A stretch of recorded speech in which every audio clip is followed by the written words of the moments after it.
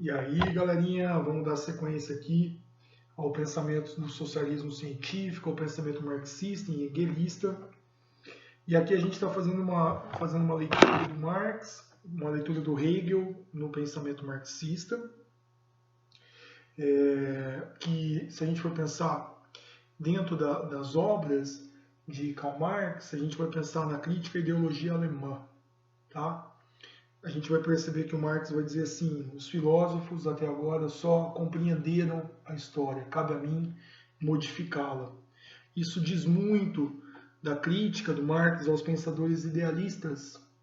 E o Hegel foi um grande pensador idealista, em idealizar a história da humanidade como um choque de ideias, essa passagem do negativo para o positivo. Então, quando Marx ele lê o Hegel, o que ele vai dizer é: Hegel, existe um conflito, existe uma dialética, existe um choque entre uma tese e uma antítese, tá? Porém, ele não se faz no plano das ideias. O choque que existe é o choque de classes sociais. Quer dizer que há uma dialética, tá? Esse é um ponto muito importante para ser colocado. Existe uma dialética, mas essa dialética não é de ideias. Ela é uma dialética que se desenvolve no plano material, no plano concreto, no plano da realidade histórica, no plano da produção material das coisas. Se é na produção material das coisas, ele se faz num materialismo histórico. Tá? O materialismo histórico, se a gente for fazer uma definição, o que a gente tem que colocar? É o estudo dos modos de produção da história. Os modos de produção estão aqui. Tá? A gente vai fazer a leitura de cada um deles, beleza? Tá aqui, ó, só que ele vai parar no socialista, só coloquei porque o socialista seria um próximo passo.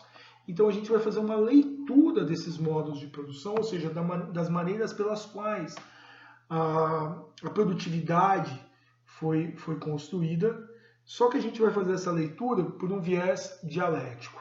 Se é por um viés dialético, vai ter que ser um viés de oposição, vai ter que ser um viés de conflito. Quando a gente olha isso, o Marx ele vai colocar que a análise que ele faz desses modos de produção é de um conflito entre as forças produtivas e as relações de produção. Vão definir de maneira bem evidente isso. O que significa, o que significam as forças produtivas? Elas são a combinação da força de trabalho humana com os meios de produção. O que é isso? Né? Os instrumentos e objetos de trabalho, como a tecnologia, incluindo a infraestrutura, as ferramentas, as máquinas, as técnicas, os materiais, o conhecimento técnico, a terra e demais recursos naturais. Tá?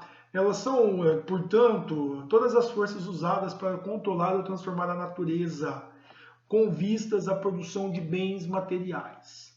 Tá? Mas, depois de todas essas citações, a principal força produtiva é quem? É o homem.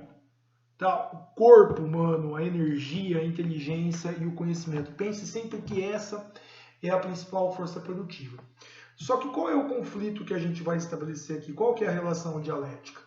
Eu, ser humano, produzo a riqueza, tá? Só que a relação de produção que eu tenho é uma relação de exploração. Quer dizer que eu produzo produzo a riqueza na terra de alguém, só que eu fico com a pequena parte, com a menor parte, ou nada dessa produção. Aqui está o conflito, aqui está a relação de exploração. Então vamos tentar fazer essa análise ao longo da história. Por exemplo, modo de produção asiático. A gente vai voltar lá para a Mesopotâmia ou para o Egito, com uma referência que a gente está aqui. Todas as terras pertencem a quem? Ao faraó. Quem que trabalha nas terras? A gente tem camponeses, que vão ter uma espécie de uma servidão, vão pagar aquela corvéia real para o faraó, tá? Quer dizer que vão pagar um imposto como forma de trabalho, como forma do produto que eles retiraram da terra. Quer dizer que eles produzem a maior parte da produção e eles ficam somente com uma pequena parte dessa produtividade. Tá? Então aqui a gente vê o conflito entre a força produtiva, tá? O corpo, a energia, a ferramenta que ele vai utilizar e a relação de produção, que é uma relação de exploração. Beleza? Podia ser escravidão ou podia ser como o pagamento da corvéa real. Grécia e Roma, modo de produção escravista. Vamos pensar Roma na expansão da República.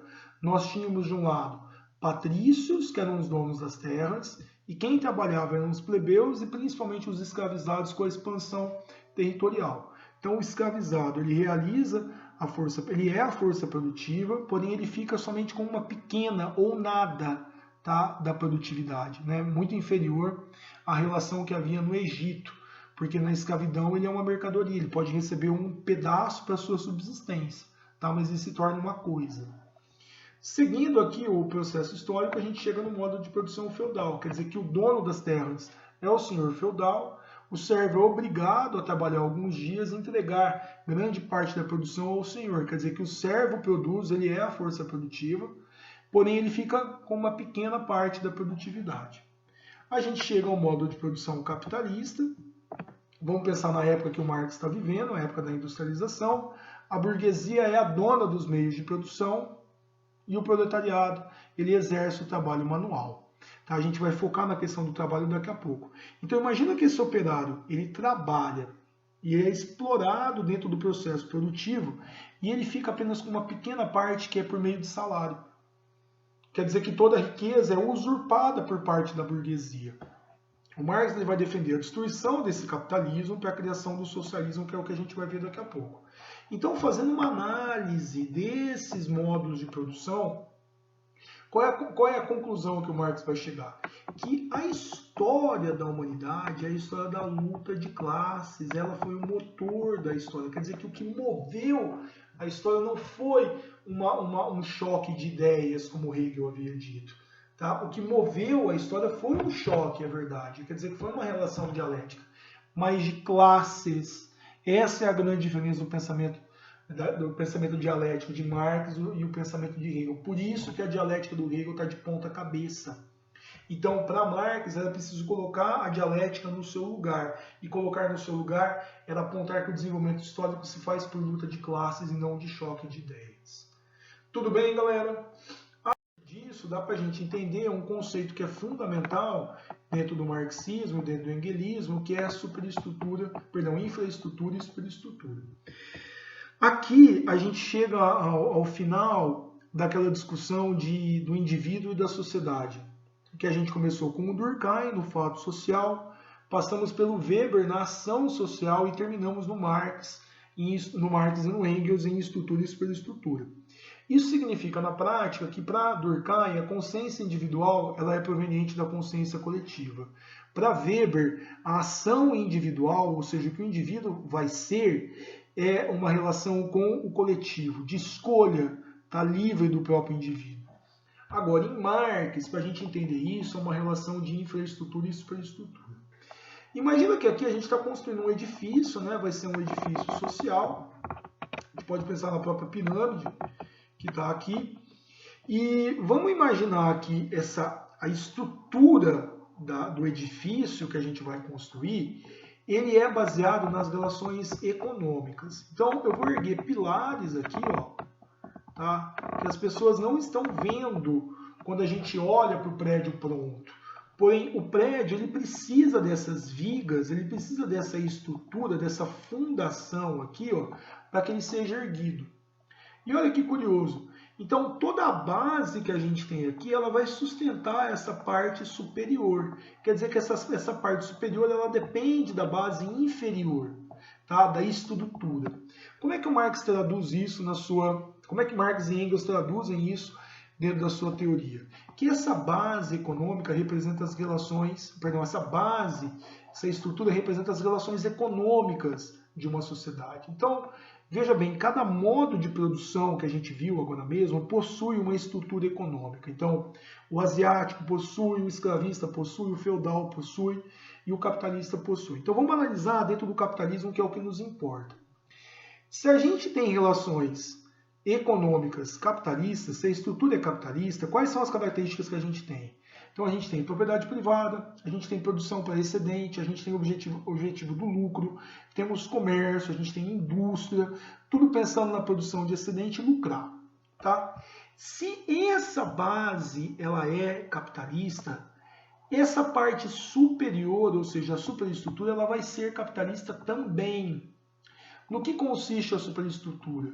Na política, na educação, na mídia, no direito, na religião, tá? Em tudo aquilo que não é econômico. Então, o esporte, a saúde, por exemplo, são todos parte da superestrutura. As ideologias, a consciência, todos eles são parte da superestrutura. Então, na análise marxista, se a economia é capitalista, a superestrutura também vai ser capitalista. E aqui tem um ponto muito interessante. Se as relações econômicas elas são desiguais, vai surgir na superestrutura justificativas para essa diferenciação.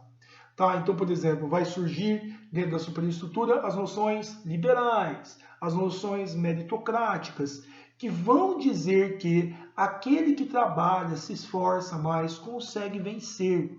Esse é um ponto muito interessante, porque da mesma forma que a estrutura produz as ideologias, as ideias na superestrutura, essas ideias da superestrutura vão auxiliar na consolidação da base econômica. Então, um vai depender do outro. É muito interessante se a gente analisar isso dentro da história do Brasil, dentro da história racial do Brasil, que o uso do trabalho escravo ao longo da história brasileira, na colônia, no império, vai criar na superestrutura justificativas para a escravidão. Então a gente teve justificativas religiosas, na questão da maldição de Cã, tivemos justificativas científicas na ideia do próprio racismo científico. Tá? Então, olha que curioso, a base econômica vai criar uma justificativa ideológica, e a justificativa ideológica ela sustenta a base econômica. Esse é um ponto muito importante. Então, para Marx, o que eu sou, o que eu penso, como eu ajo, aquilo que eu gosto, as leis do meu Estado, minha consciência, são todos derivados da base econômica. Então, eu poderia simplesmente dizer, diga-me qual é a sua economia que eu te direi quem és.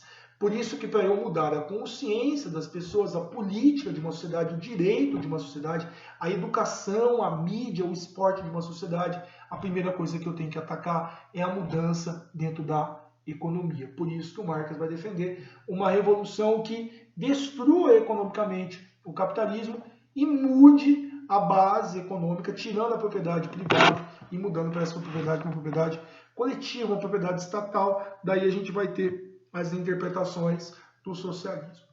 Tudo bem até aqui? Daqui a pouco a gente segue com mais conceitos do socialismo científico.